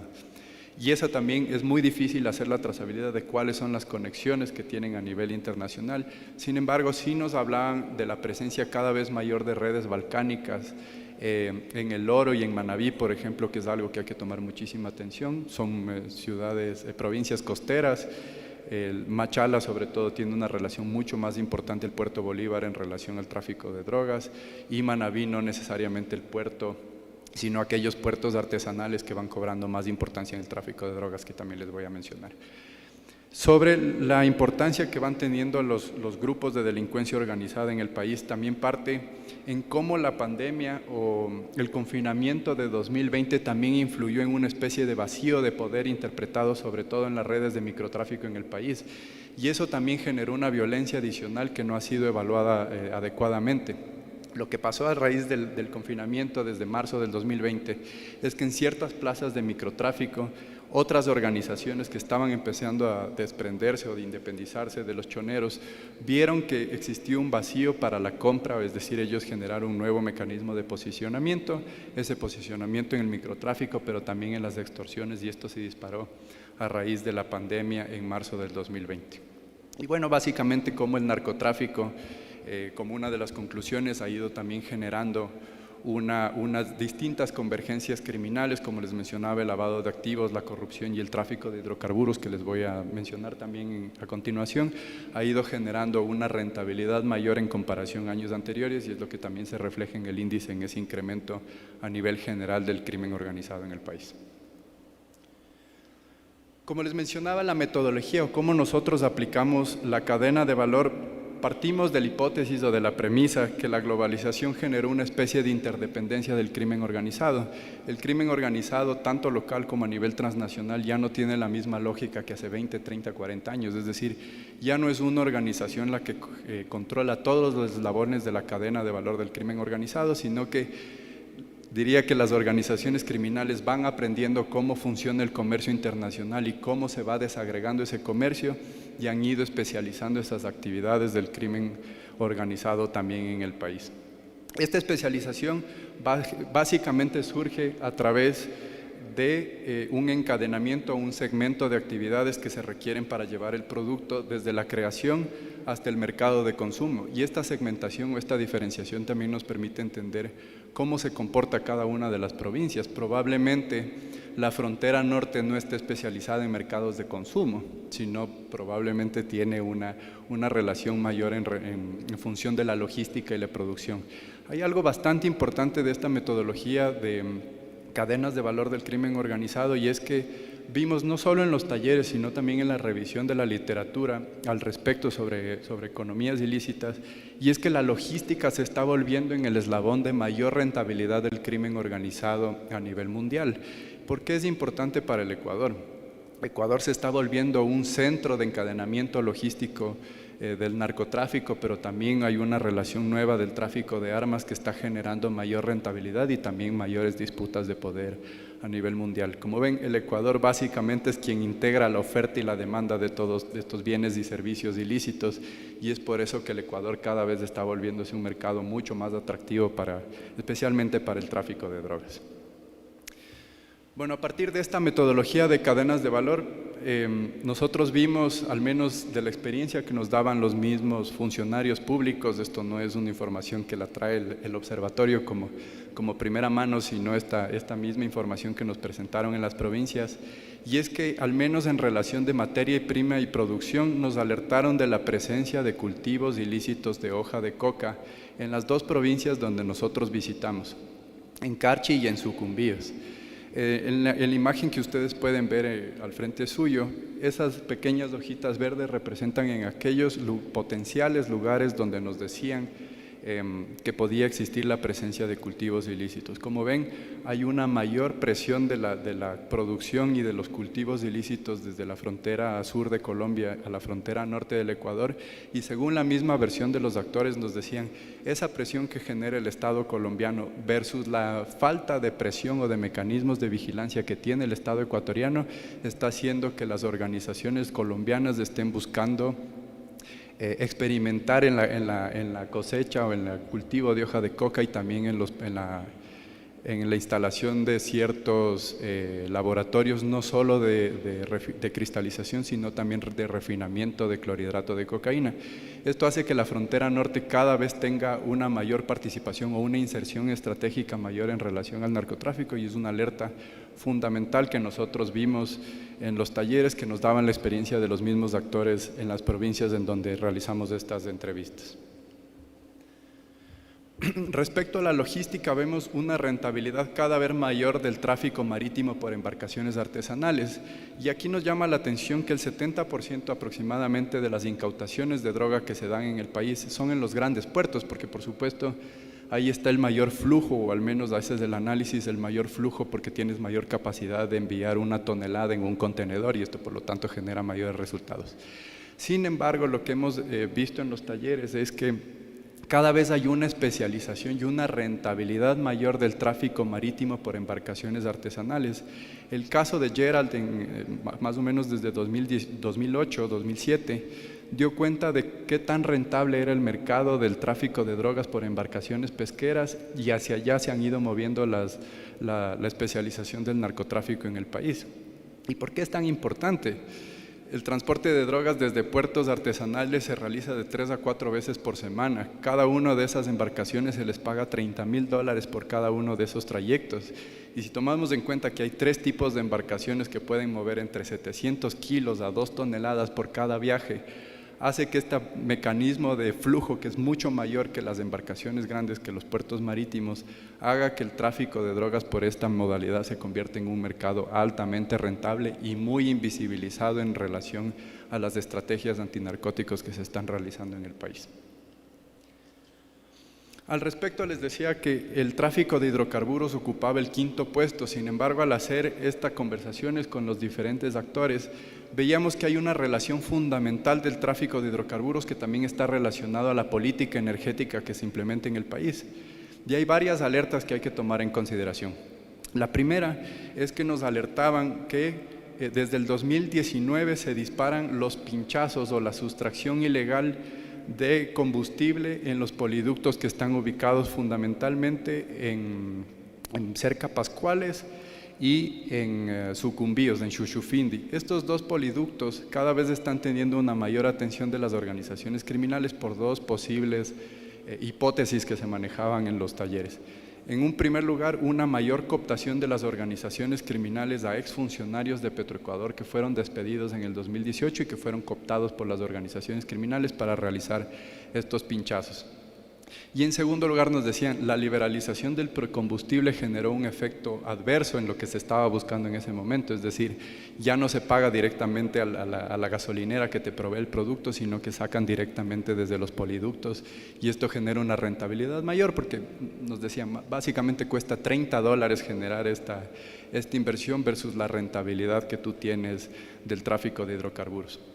Adicionalmente, el tráfico de hidrocarburos tiene, y la relación que les comentaba sobre la política energética, es una asignación inadecuada de los copos de combustible que se dan sobre todo en Manabí, Galápagos y Esmeraldas. Esmeraldas no es una provincia que nosotros visitamos, pero nos decían los mismos funcionarios que ellos ven que hay una asignación inadecuada de los cupos de combustible de gasolina blanca. Básicamente hay una cifra muy interesante que ponemos a su consideración, y es la rentabilidad de la venta de gasolina blanca en el Océano Pacífico. Es una rentabilidad de 20-1. Básicamente compran a 1.25 el galón de gasolina blanca y lo venden en alta mar por $25. Esas mismas organizaciones que tienen rentabilidad en el tráfico de drogas por embarcaciones pesqueras también están generando este outsourcing o estas nuevas fuentes también de rentabilidad a partir del tráfico de gasolina o la venta de esta gasolina de alta mar que han mencionado algunos medios de comunicación. Al respecto hay una alerta bastante importante a tomar en consideración y es el rol que va a tener o que está teniendo Santa Elena ahora y que va a tener en los próximos años. Nos decían que el 77% del combustible asignado para pescadores artesanales en Santa Elena no tiene un destino lícito o apropiado. Y al mismo tiempo se está generando un nuevo nicho de conflicto y también de interés de mover mayor cantidad de cocaína por cierta presión que nos decían que se está generando en Guayaquil y en Manabí, que está llevando a la migración del tráfico de cocaína por embarcaciones pesqueras en Santa Elena. Esto puede generar nuevos nichos de violencia y sobre todo es algo que todavía se puede prevenir. Hemos visto que ya hay algunas alertas en relación a la violencia que nos da cuenta del interés de Santa Elena, pero les diría que todavía estamos a tiempo para cortar el encadenamiento logístico que se va a dar y que se está dando en Santa Elena. En relación al consumo, tuvimos 3 grandes alertas también que son parte de los hallazgos del informe, y es en primer lugar cómo las organizaciones criminales están utilizando a niños y mujeres embarazadas para la venta de droga. Esto genera un sinnúmero de beneficios penitenciarios, pero también muchísimo interés de las organizaciones criminales de vincular a las familias enteras en el tráfico de drogas. Esto fundamentalmente se da en La Libertad y en Guayaquil, y es por las dinámicas propias de consumo que están empezando a tener estas provincias. En segundo lugar, nos decían que hay un incremento de consumo de pasta base, de sintéticos como el TUCB y la H, y nuevos nichos de mercado a través de redes sociales. Y esto también está vinculado a un tercer punto de unas nuevas dinámicas que nos alertaban de narcoturismo de ciudadanos extranjeros que llegan a playas de Manabí, Santa Elena para la compra de éxtasis y de estas drogas, como les decía, de TUCB. También podría generarse un mercado nuevo de fentanilo que en ese momento no se conversó. Pues nos decían, hay un mercado de nuevas drogas o drogas sintéticas o emergentes que ya está teniendo el país y que no está siendo debidamente atendido a nivel del Estado. Como el segundo gran hallazgo, la corrupción, les preguntamos y iniciamos en la discusión de qué manera se manifiesta la corrupción en sus provincias, porque sabemos que al menos el Código Penal te da ciertas tipologías de la corrupción y hablar de corrupción en términos generales se vuelve algo un poco difuso y confuso para quienes estamos levantando la información. Y al hacer una primera evaluación de cómo se está entendiendo, qué tan importante o qué provincia se percibe a sí mismo como más corrupta, nos sale que el Guayas, la propia percepción o las propias experiencias de los funcionarios a quienes entrevistamos nos decían es mucho más probable la corrupción aquí que en relación a otras provincias. Eso se repite en Manabí, El Oro y en cuarto lugar en Santa Elena. Pensábamos que en la frontera norte íbamos a tener una mayor percepción de la corrupción de los mismos funcionarios y más bien tuvimos una experiencia al contrario. Ellos no se perciben o no perciben que en las otras instituciones tengan dinámicas de corrupción tan representativas como en las provincias de la costa. Hay 3 grandes hallazgos que encontramos en cómo se manifiesta o de qué manera se manifiesta la corrupción en las diferentes provincias, y una de ellas es que nos comentaban que el acceso a procedimiento abreviado o no ser judicializado por el artículo 220 por tráfico ilícito de drogas lo cambian en el momento de realizar la investigación, en el momento de presentar la acusación, se lo cambia por procedimiento abreviado, y esto es por una negociación que se da por fiscales que ceden ante el crimen organizado a través de una especie de tabla de precios. Es decir, yo te doy el acceso a procedimiento abreviado y no por narcotráfico cuando encuentran a 2, 3, 4 o más de 2 personas en un operativo. Lo cambian al tipo penal por delincuencia organizada, y si tú quieres acceder o la fiscalía quiere proponer meses para estas sentencias, generalmente tiene un costo. Esto, nos decían, es una inversión del crimen organizado que se realiza a través de la defensa de los abogados que están vinculados a los grandes jefes de las organizaciones criminales y que terminan siendo judicializados por delincuencia organizada. Esto sin duda es una alerta de la impunidad, al menos que los mismos funcionarios nos alertan en las provincias, que da cuenta cómo ciertas, les diría, jugadas o movimientos que se dan dentro del Código Orgánico Integral Penal termina siendo una percepción de impunidad ante el crimen organizado. En segundo lugar, nos decían que sobre todo donde hay la presencia de pistas aéreas no controladas, esto en Manabí y en Santa Elena, se evidenció la utilización de maquinaria y de terrenos municipales para la construcción y aterrizaje de avionetas ilegales. Esto también es una alerta fundamental del rol que están teniendo los gobiernos autónomos descentralizados y cómo estas instituciones van ganando mayor interés dentro del crimen organizado acá en el Ecuador. Finalmente nos decían que no todos pueden ceder ante el crimen organizado, sin embargo ven que hay muy poca confianza entre las mismas instituciones y dentro de esas instituciones.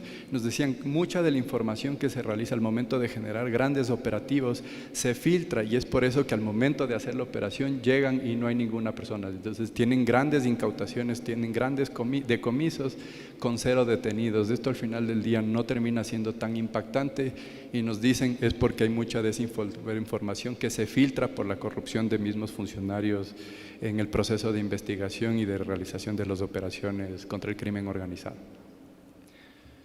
Respecto al lavado de activos, partíamos nosotros de, bueno, qué importante está siendo el lavado de activos en el país. Sin embargo, al momento de realizar las discusiones con los funcionarios, veíamos que no todo el dinero que parece o que se percibe como lavado de activos es lavado de activos, es decir, no todo ese dinero se inserta a la economía formal, sino que hay un flujo representativo de efectivo que está generando una economía paralela que nosotros le hemos denominado economías criminales. Para ponerles un ejemplo, en una de las ciudades, por ejemplo, nos mencionaban un circulante muy representativo de billetes de $100 que sabemos la mayoría no tenemos ese acceso en el bolsillo de billetes de $100 para hacer nuestras transacciones.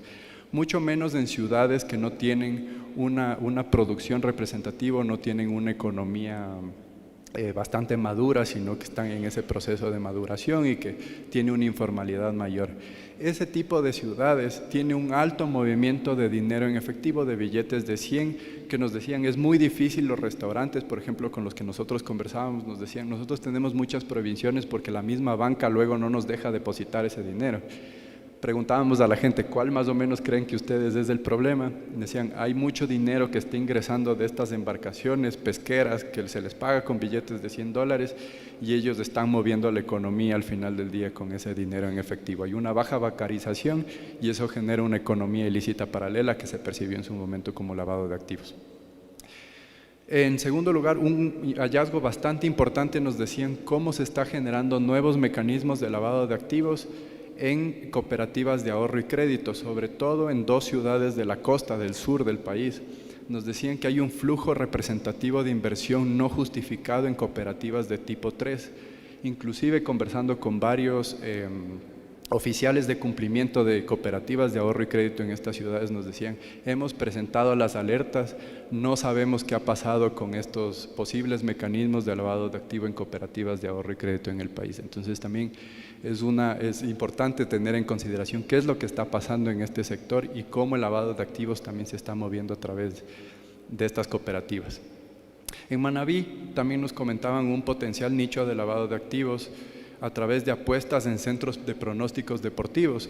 Nosotros fuimos a hacer un pequeño trabajo de campo, no cometimos la transacción, pero tratamos de ver cómo funcionaba estas apuestas en centros deportivos online. Tú puedes hacer un sinnúmero de transacciones o un sinnúmero de apuestas y tú haces la apuesta en efectivo y estos centros deportivos, si es que ganas o no, terminan devolviéndote o poniendo este valor en el que tú apostaste en una cuenta. Entonces, es decir, ese dinero que entró en efectivo que no sabemos si es lícito o ilícito, ingresó a una cuenta de ahorros o corriente de una persona y en ese momento es lícito porque hasta te entregan un recibo diciendo que tú desarrollaste una apuesta deportiva y que por lo tanto esa es la ganancia que tú generaste de esta transacción. Eso nos decían, se está volviendo cada vez más representativo, son nuevos esquemas de lavado de activos que también ponen en consideración la necesidad de generar controles hacia estos nuevos espacios. En cuarto lugar, uno de los puntos más importantes que discutimos sobre el lavado de activos, nos decían, Manta es el business center del crimen organizado en el Ecuador. Y esto es por un punto, Manta se convierte en un punto estratégico, no necesariamente por el tráfico de drogas, sino todas esas transacciones económicas que se dan entre actores criminales internacionales con actores criminales locales, en el que nos decían que inclusive hay muchos políticos que están también vinculados en estas transacciones. Y esa ciudad de Manta se convierte, por lo tanto, en un espacio representativo de lavado de activos, no solo en en el sector inmobiliario, sino también en estos nuevos puntos de lavado como los centros de pronósticos deportivos. Y finalmente nos decían que en el oro hay un nuevo esquema institucionalizado de lavado concentrado en el sector inmobiliario. Se construyen muchas casas, esas casas están vacías, que según la percepción de los funcionarios da cuenta de un potencial esquema de lavado de activos. Y nos decían también, este potencial mecanismo de lavado de activos también se da por las actividades mineras y de minería ilegal que están cobrando mucha más importancia en el país, y aquellos mineros ilegales están empezando también a generar nuevos esquemas de lavado de activos en la ciudad de Machala. Bueno, finalmente, con respecto al tráfico de armas, hay varios temas a tomar en consideración, y el primero es que el 41% de las armas incautadas que nos reportó la policía proviene de fabricación artesanal, mientras que casi el 60% proviene de producción local o artesanal. Esto da cuenta también el flujo, el mercado de producción que tienes de armas locales que no está siendo debidamente atendido. Hay una producción local que está creciendo, que está teniendo un nuevo nicho de rentabilidad que no ha sido debidamente identificado, y que nos dicen hay muchas de esas armas de producción local con las que se cometen homicidios y que no han sido cortadas desde su inicio. Más allá de la producción, hay una alerta fundamental, y es que en Guayas, El Oro y Santa Elena nos indicaban que hay partes y componentes de las armas que ya constan en el sistema IBIS, es decir, ya constan en el sistema de que el arma ha sido incautada. Sin embargo, nos decían que han visto que esas armas, esas piezas y componentes vuelven a circular en las calles, es decir, hay una modalidad de tipo cambiazo, nos explicaban, que da también cuenta de un esquema de corrupción o de falta de controles dentro de las bodegas de armas decomisadas que retornan al crimen organizado y esas disputas de poder y esa violencia y esos homicidios por tráfico con la utilización de armas de fuego en el país. Nos decían, hay una falta de protocolos para la destrucción de armas, y esto facilita al final del día la reinserción en el mercado local. Conversando con la mayoría de jueces en las provincias, nos decían, a nosotros nos gustaría tener un protocolo de destrucción de armas similar como el que tenemos para el de destrucción de droga. Así hay plazos y procedimientos claros de qué hacer con estas armas y saber finalmente cuánto se destruye, porque es una cifra que todavía no ha sido debidamente identificada en el país. Y fundamentalmente nos decían, pues hay una proliferación de venta y alquiler de armas en Guayas y en Santa Elena, sobre todo en redes sociales. Eso también nos pone a consideración estos nuevos métodos de investigación que son necesarios en el país, sobre todo de la proliferación de nuevos esquemas de transacciones ilícitas en redes sociales. Bueno, finalmente darles 6 recomendaciones en lo que los mismos funcionarios nos comentaron en las provincias, y haciendo una sintetización de aquellas similitudes y diferencias que nosotros encontramos en cada una de las provincias. En el informe de caracterización de crimen organizado ustedes van a poder encontrar todo tipo de recomendaciones, desde el nivel ejecutivo hasta la implementación que se puede realizar de los gobiernos autónomos descentralizados en el país, y una de las más representativas es fomentar una política integrada de seguridad en fronteras. Y esto nos decían, no todos los ilícitos que ingresan por el país son por los pasos informales. Hay bajos controles en los pasos formales, en los EBAF, porque tienen una lógica más de facilitación del comercio y no como un punto de control o de vigilancia o de protección de soberanía del Estado, que es necesario repensar qué es lo que hacemos con esos EBAF. Nos decían, para eso es importante hacer una política integrada de seguridad en fronteras que también busque generar mayores investigaciones y mayores decomisos de droga en zona de frontera y no necesariamente en los puertos marítimos. En segundo lugar, la revisión y el ajuste de las cuotas de combustible, fundamentalmente en Manabí, Galápagos y Sucumbíos. De esto también le sumo Santa Elena, donde nos decían, ¿no es cierto?, el 77% de ese combustible de pesca artesanal termina siendo desviado para el narcotráfico, para la venta en alta mar. En tercer lugar, los mismos funcionarios nos decían, es necesario hacer una evaluación exhaustiva y permanente de los funcionarios del sistema de justicia. Quizás los mecanismos de evaluación que tenemos en la actualidad no responden a las amenazas y a las problemáticas que tiene el crimen organizado en el país. Nos decían, es importante, los mismos funcionarios, les decíamos, ustedes traerían esta evaluación, nos decían, por supuesto, nosotros estaríamos dispuestos a que nos hagan una mayor y mejor evaluación sobre nuestro trabajo, no necesariamente en el número de casos resueltos, sino en la calidad de los casos que nosotros estamos generando en las provincias.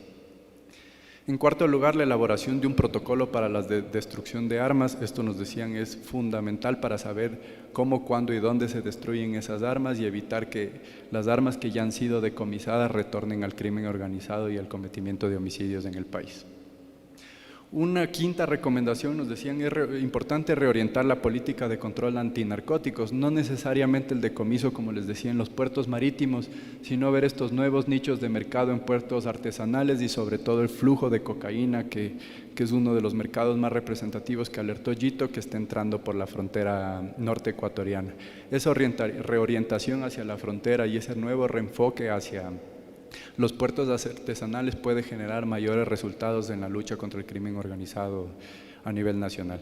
Y finalmente nos decían, es importante promover herramientas para el acceso de catastros. Como les decía, hay muchos terrenos que están siendo utilizados para el aterrizaje de avionetas con armas y que se llevan droga.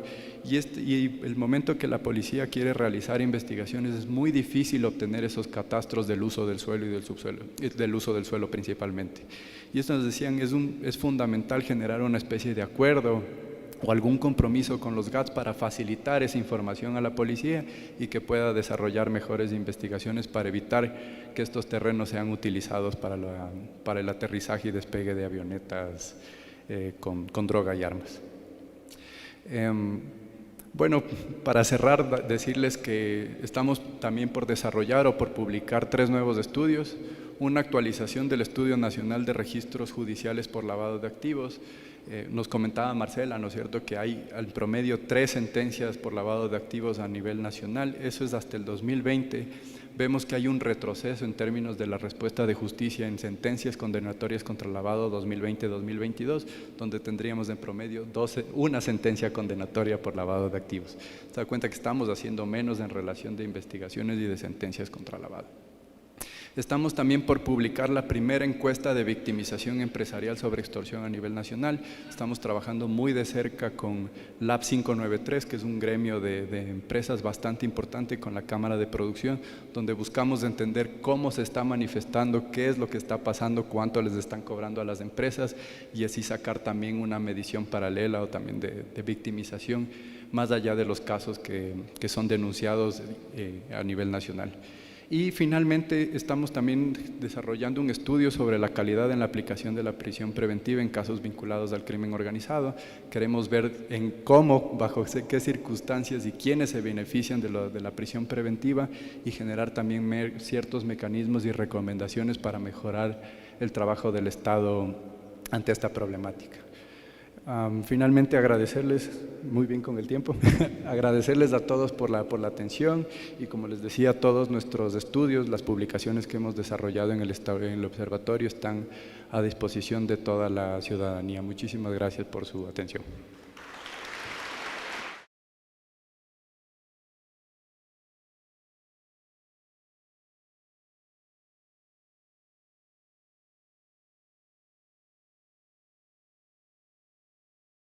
A que se acerquen Mark Shaw, Felipe Botero y Mariana Botero.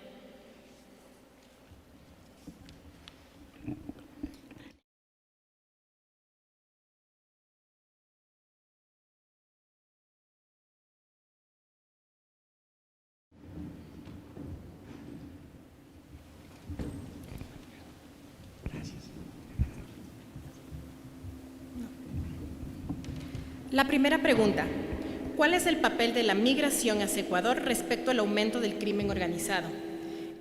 Por ejemplo, el tren de Aragua y la presencia de los albaneses.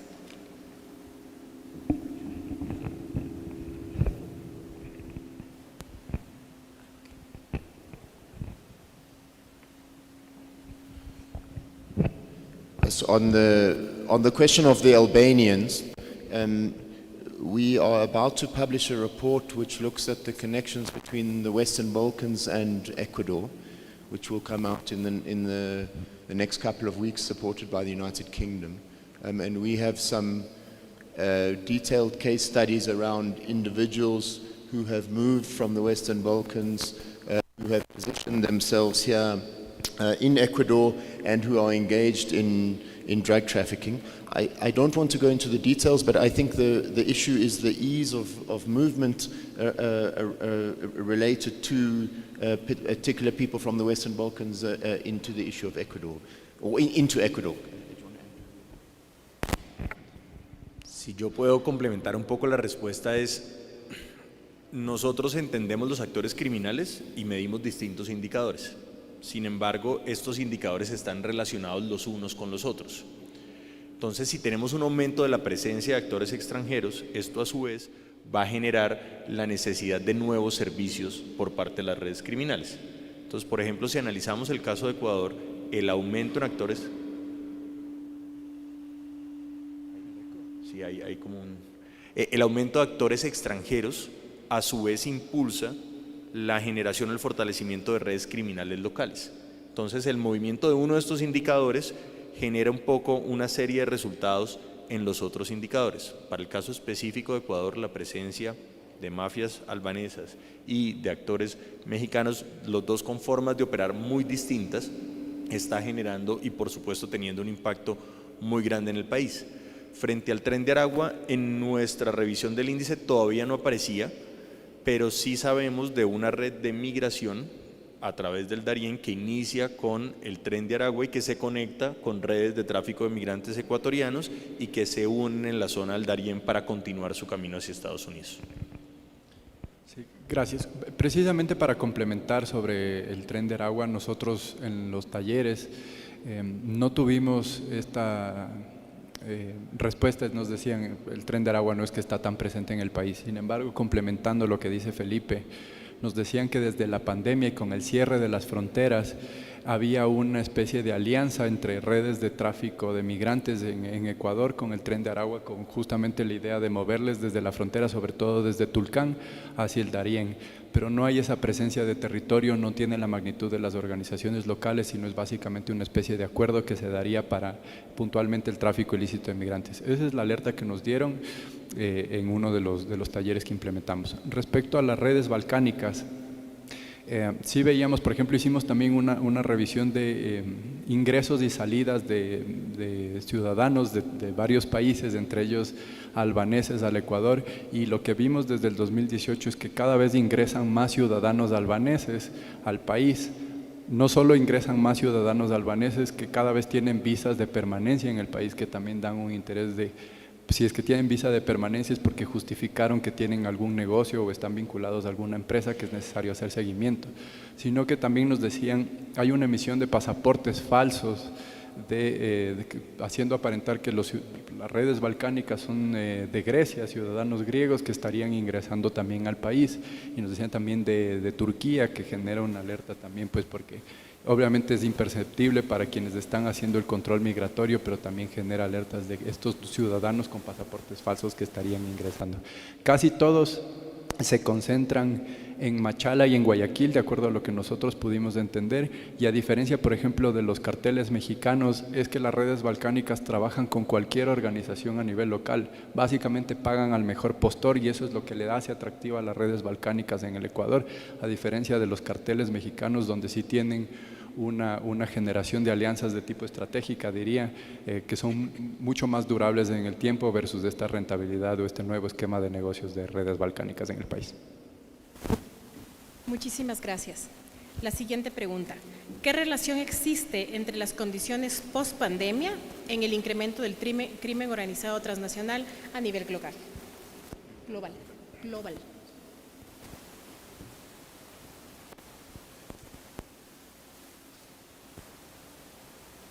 Thank you very much for the question. We have done extensive work generally around the world on the issue, and we think the pandemic had a decisive impact on organized crime in many countries. It varies from place to place. It both transformed criminal organizations which were less affected by the pandemic than legitimate business, partly because criminal organizations are so resilient. If they have been, if you like, through a Darwinian ringer already, and that the pandemic strengthened many organizations. Secondly, in our work around the index, remember the first global index took place just after the pandemic, you can see the loss of trust between citizens and states in many places.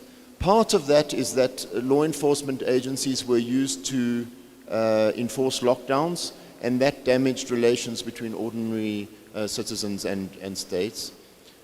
Thirdly, much of, or in many places, and this is reflected to some degree in the index, but in our general reporting on the issue, resources that were used to buy vaccines, medicines, responses, there were high levels of corruption. And in our own formulation of organized corruption, criminal groups were actively involved in many of these areas. Fourthly, in many parts of the world, when businesses failed during COVID, they were bought by criminal groups. And criminal groups invested in small businesses in different places. And so these and other indicators, I think, mean that organized crime looks somewhat different post-COVID. Flatter, more dynamic, the rise of younger leaders in many places, increasing violence, and all of this, I think, some of the trends were already underway, but then accentuated by COVID, and others were trends that came through the pandemic itself and states' response to the pandemic. Para complementar un poco, la migración también fue uno de los mercados criminales que vio un incremento más grande después del COVID. Las fronteras se abrieron, las redes criminales empezaron otra vez pues a llevar personas de un país a otro de manera ilegal, y por eso es uno de los mercados que tuvo un incremento más grande pues sí, entre los dos índices, por un lado. Y por el otro lado, en contextos más específicos, los grupos criminales también ejercieron un rol importante de gobernanza criminal, siendo ellos los responsables o quienes se atribuyeron la responsabilidad de implementar las reglas, las leyes, las cuarentenas. Esto incrementó en algunos lugares la gobernanza criminal que ejercían. Muchísimas gracias. A ustedes no tenemos más preguntas, así que por favor les agradecemos que puedan pasar para finalizar el evento del día de hoy.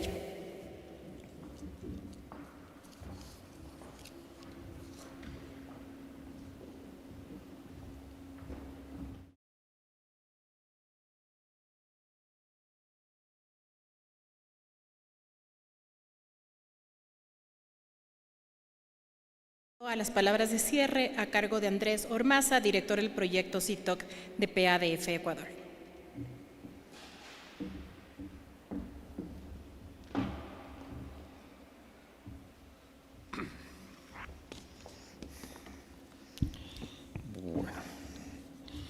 Buenos días con todos, con todas.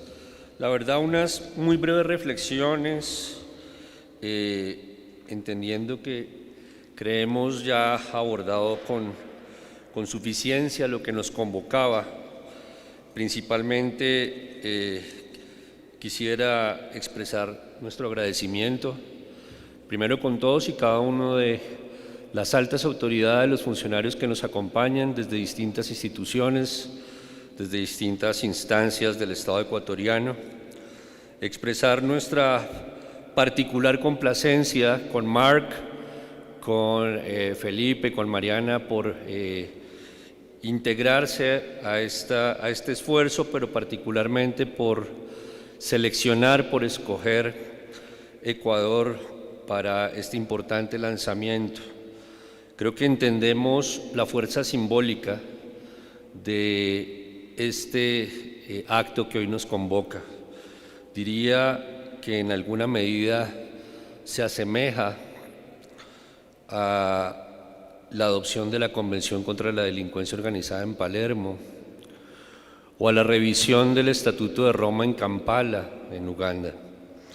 Lo tomamos como un punto de reflexión y de alguna forma también como un punto de inflexión para mirar hacia el futuro con otra expectativa, con otra perspectiva y definitivamente con la necesidad de hacer unos cambios importantes de paradigmas.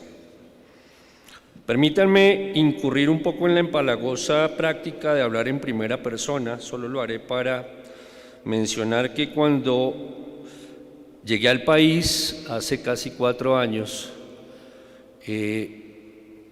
No era fácil obtener información en estas materias, máxime desde la perspectiva de un actor externo, diría no institucional.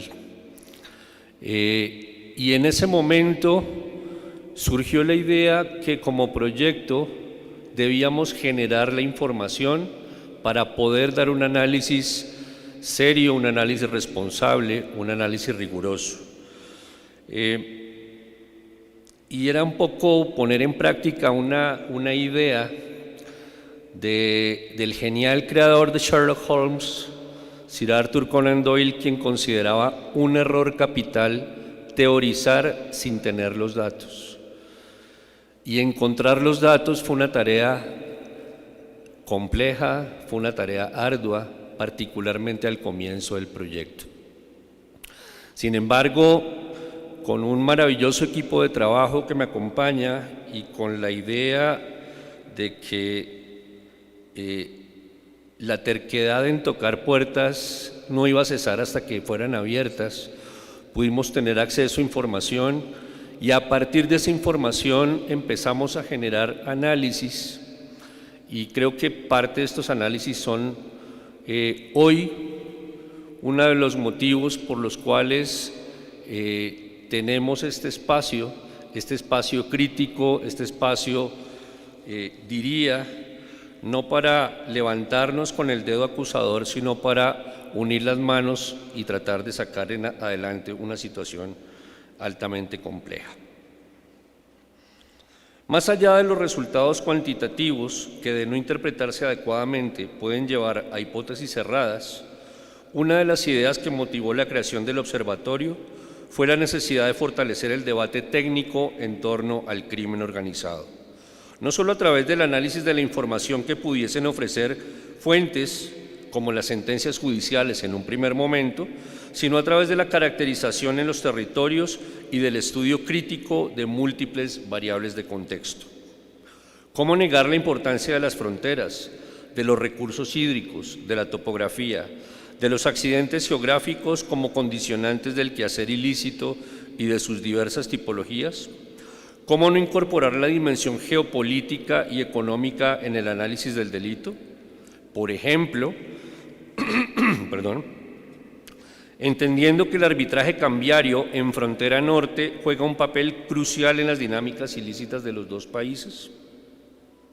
La mención en abstracto a fenómenos como crimen organizado, narcotráfico y corrupción, de uso común en el discurso superficial y a veces anacrónico, debe dar paso a una visión técnica y con una base científica, en la que, entre otras, se identifique la existencia y dinámica de sus subsistemas y las cadenas logísticas de cada uno de ellos. Es imperante, creemos, la consolidación de espacios de análisis estratégico en las instituciones públicas, particularmente las que tienen un rol determinante en la política criminal. Y más aún, toda medida de política criminal debería estar sustentada en una base científica. Para esto son esenciales 2 pilares. El primero de ellos, información, que por lo que hemos visto en ocasiones suele ser abundante o al menos suficiente. Estadísticas, acceso a bases de datos, informes policiales, de auditoría, perfilamientos, entre otras tantas fuentes. El segundo elemento, a mi modo de ver, el más importante, desarrollar un pensamiento crítico a partir de una comprensión real de los fenómenos criminales por parte de los analistas, los investigadores y los juzgadores. Esto implica ampliar la esfera de conocimiento más allá del tenor literal de la ley, integrar los elementos de un tipo penal a un contexto fáctico o especializado de referencia, entender, por ejemplo, que el delito de lavado de activos se enmarca dentro de un sistema complejo que involucra una arquitectura institucional y unos conceptos específicos, tales como debida diligencia, compliance, personas expuestas políticamente, reporte de operaciones inusuales e injustificadas, entre otras. De otro lado, este ejercicio analítico implica también entender con una visión comparada dónde estamos y por qué estamos así. A modo simplemente de ejemplo, desde 2003 se prohibió en México el uso de la pseudoefedrina en antigripales debido a su uso como precursor esencial en los procesos de elaboración de metanfetaminas. En el 2008, Argentina hizo lo propio y en el 2009, Colombia se sumó a esa iniciativa. Hoy, en Ecuador, es común ver este componente químico en varios antigripales. Entonces, surgen interrogantes lógicos tales como: ¿se hace trazabilidad de los registros de importación? ¿Se han mapeado los lugares de mayor venta de estos medicamentos? ¿Se confronta esa información con estudios epidemiológicos?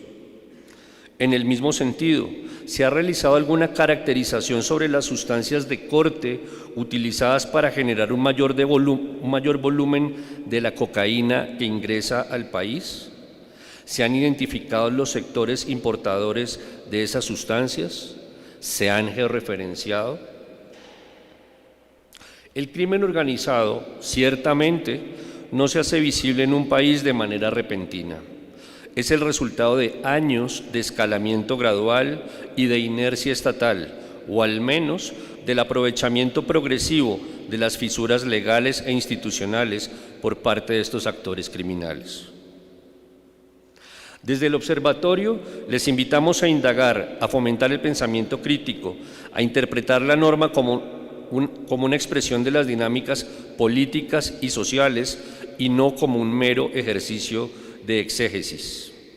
Les animamos a que desde espacios técnicos como este, de debate de las ideas, se construyan las soluciones a tan grave problemática a partir de la permanente reivindicación de una máxima siempre vigente de Voltaire: juzga a un hombre más por sus preguntas que por sus respuestas.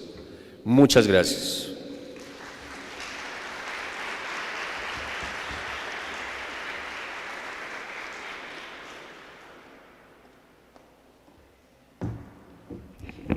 Muchísimas gracias a todos y a todas.